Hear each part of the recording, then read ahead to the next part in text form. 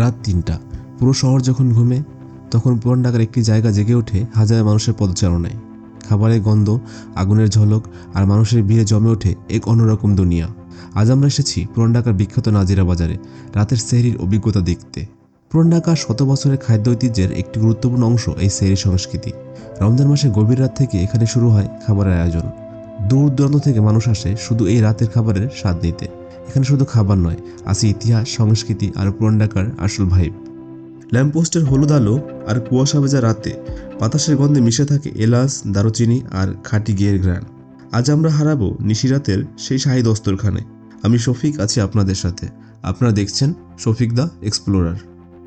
Nazimuddin road থেকে Hosni দালান, পুরো এলাকাটি যেন একটি উন্মুক্ত ডাইনিং টেবিল। মুঘল আমলে ঢাকার সুবেদার আর নবাবরা যেভাবে সেহরি করতেন, সে অভিজাত্যের রেশ আজও কাটেনি। আজ থেকে 100 বছর আগেও হয়তো ঠিক এভাবেই এই সরুগলিতে মানুষের ভিড় ছিল। এটি কেবল ক্ষুধা নিবারণের জন্য নয়, এটি ঢাকার কয়েকশো বছরের পুরনো এক জীবন্ত সংস্কৃতি।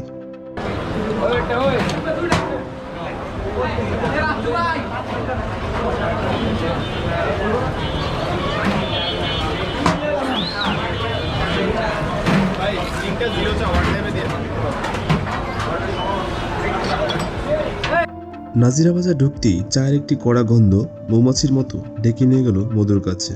আলম খান টি স্টলে রয়েছে চায়ের নানান বাহার, তবে এর মধ্যে স্পেশাল 50 টাকা দামের মালাই চা। আমরা 3 জন নিয়েছিলাম 3টি স্পেশাল মালাই চা, আর এই চায়ের সঙ্গী হিসাবে আছে পোড়া রুটি।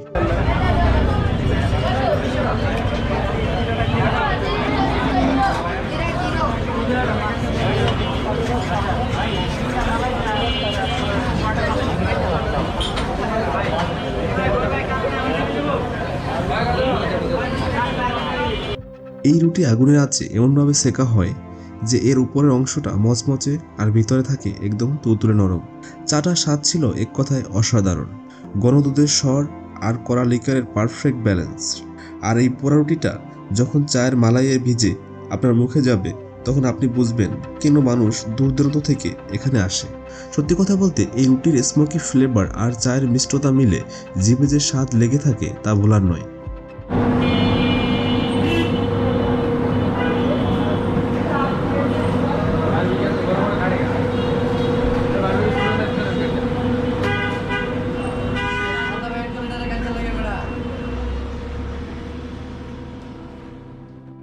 পুরান ঢাকার সেহরিতে বিরিয়ানি না হলে চলে না, কিন্তু দুঃখের বিষয় হলো আজ হাজি ও হানিফ দুটোই বন্ধ। তাই আমরা সিদ্ধান্ত নিলাম আজকের সেহরি করব কাবাব প্রেমীদের তীর্থস্থান বিসমিল্লাহ কাবাবে। চারদিকে মশলার সুবাস আর কয়লার আগুনের সেই তপ্ত আজ, সেহরিটা আজ জম্পেশ হবে। আমাদের অর্ডারে ছিল 2 ধরনের চিকেন কাবাব। প্রথমটি হলো তাদের সিগনেচার চিকেন বটি কাবাব, আর সাথে ছিল চিকেন শিক কাবাব, যেটা কয়লার আঁচে পোড়া এক অদ্ভুত স্মোকি ফ্লেভার ছড়াচ্ছিল। কিন্তু কাবাব তো একা চলে না, তাই সাথে গরম গরম পরোটা। প্রথম বাইটটা দিতেই জিভে একরাশ স্বাদের বিস্ফোরণ। বটি কাবাবের জুসিনেস আর শিকের সেই ক্লাসিক ফ্লেভার সব মিলে এক কথায় অনবদ্য। সেহরির সময়টাতে এই হেভি মিলটা শরীরের ক্লান্তি যেন এক নিমেষেই দূর করে দিল। কাবাবের এই রাজকীয় মশলার ঝাল মেটানোর জন্য একটা রাজকীয় সমাপ্তি দরকার ছিল।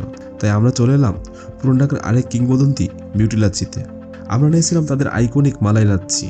ওপরে সেই ঘন মালাইয়ের পরত আর নিচের ঠান্ডা টক মিষ্টি লাচ্ছির মিশ্রণ এক চুমুকি যেন শরীরের সব ক্লান্তি ধুয়ে দিল।